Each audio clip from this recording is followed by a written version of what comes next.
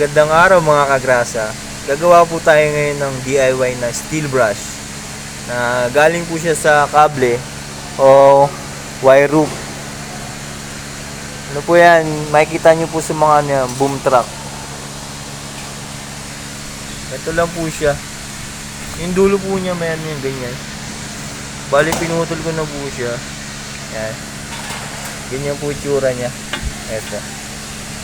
Pwede po siya magamit sa mga gilid-gilid. Yan.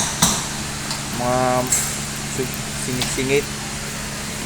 Kung gusto niyo po ng malaking ganito, kuha lang po kayo yung tubo.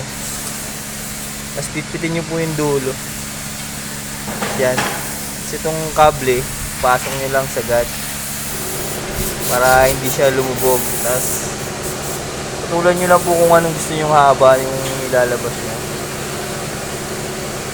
Dapat nakasagad po sa dulo para hindi siya lumubog. Tapos pipitpitin nyo po siya rito para hindi gumalaw. Okay, sana nakatulong. Bye bye.